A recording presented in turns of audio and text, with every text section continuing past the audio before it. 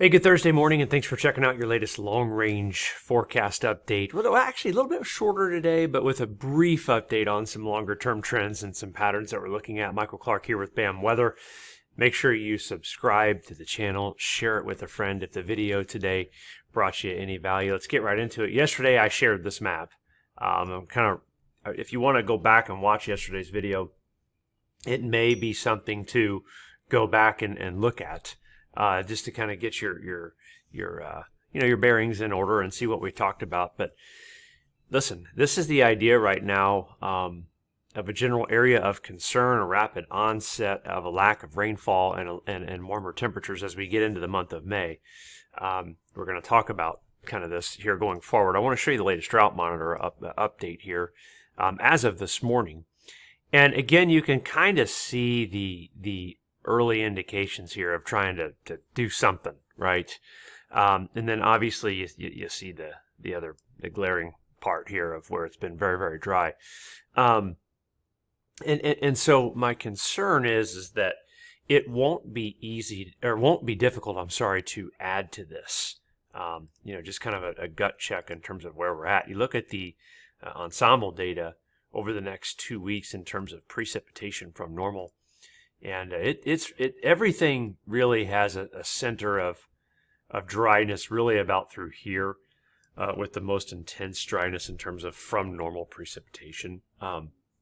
Some data is indicating that in the central and northern plains it just won't even rain for the next 2 weeks. And so with the warmth setting in and where it's already been dry, and there's some drought conditions, the concern is that the rapid onset or settling into that can happen. Now, listen, this morning it is raining. There's rain out there.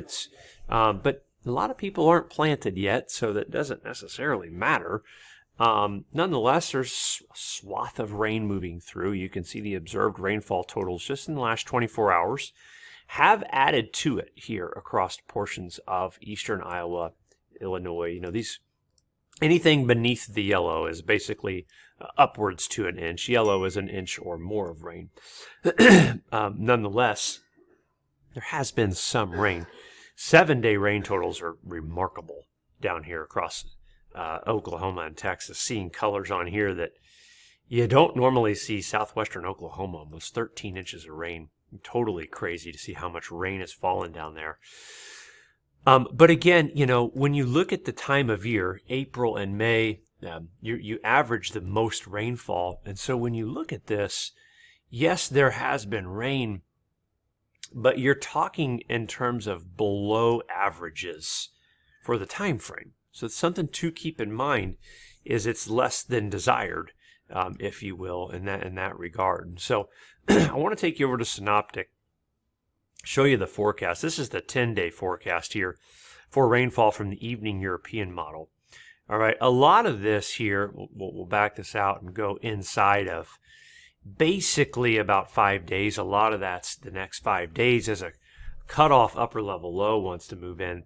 Quite a bit different forecast from earlier in the week, because this weekend, earlier in the week, we had a consensus in the data that said high pressure, nice weekend. And now we've got this cutoff upper level low that wants to bring quite a bit of rain into the Ohio Valley and into the Northeast. And so it's welcomed rain, if you ask me. It's welcomed rain. The interesting part is, again, is look at the cutoff, the shutdown and rainfall here. This potentially being something that starts to become a little bit more of a normal thing. If I take us out to a 10-day rainfall total, you can see there's still not a lot of rain to be had here in the northern, central northern U.S. and even in the Canadian prairies down here. A really lack of rainfall in general. That's the European model. Take you to the American, the GFS, the latest run. And again, you can see kind of the same. Latest run was a little bit more wet, but you can see the gaps in the voids in the precipitation data. All right, so again, the next 5 days, this is, again, a look at rainfall throughout the weekend, waking up Monday morning. That's where rain's going to be. And again, the heaviest of it located here across the eastern grain belt, where places could get locally upwards of 2 inches. And so again, that will be welcomed, but much drier conditions out to the west there going forward. So let's take a look at something that I noticed. And, I've had clients reaching out, emailing. I've talked to people about, hey, you're mentioning concerns of drought and concerns of dryness. And, I'm trying to be conservative. I'm not trying to sound alarms or get people panicked because it's just too early for that for now. But the signals are there for the potential for the pattern to dry up. And what's really interesting is some of the similarities the pattern is displaying into other drought years. I want to show you 2012 here, okay?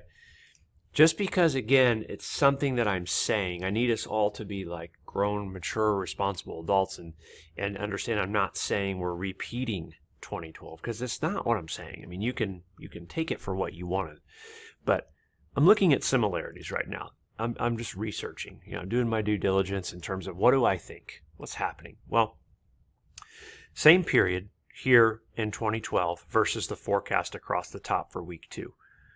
All right, and you can see it is eerily similar. I mean, it is honestly, it's pretty odd how similar it is. Look at the precipitation pattern.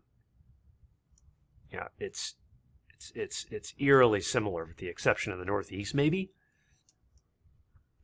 Very dry period started to develop in May, right here, and seeing that show up with some of the seasonal and subseasonal indicators that we're seeing, obviously raises an internal alarm with us. Is that once these upper level lows stop, if they do, there's really nothing suggesting prolonged storm systems and patterns that are going to be favorable for rain.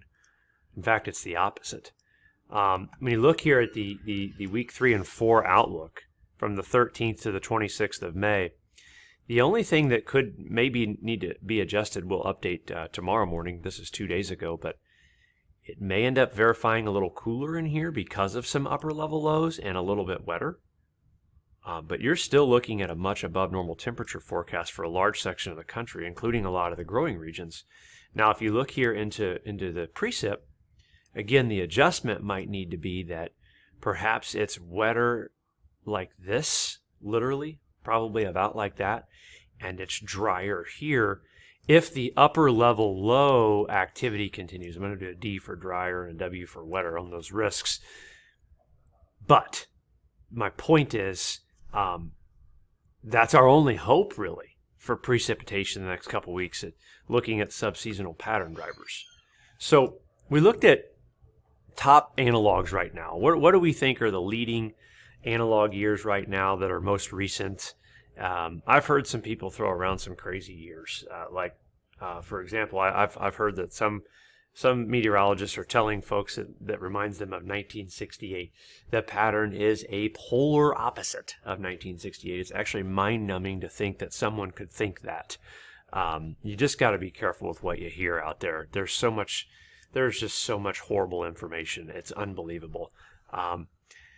But here is the composite of the pattern for our top 5 favored years right now: 01, 06, 07, 2012, and 2021. Big Aleutian trough in the model. Our big sprawled out areas of high pressure, same thing here. Trough in the east, trough in the southeast there. May, June, July. This was the precipitation departure from normal in those years. May, June, July, this was the temperature departure from normal in those years, where the precip was below normal, the temperatures were above normal. All right, so what we're saying right now, and again, you can go back and watch yesterday's video, what we're saying right now is that we believe there are going to be struggles this year, and I don't believe we're looking at any type of new record crop of any kind. Our forecast is below all of that. It's at or below last year, and I think that's conservative at this point for the crop overall, just because of what the weather patterns are appearing to offer us for the growing season. So be sure to subscribe to the YouTube channel to get daily updates to continue. And again, you can head on over to bamwx.com. Sign up for the Ag Package. We're going to update you on all this stuff, $6.95 a year. Take care. Tell a friend.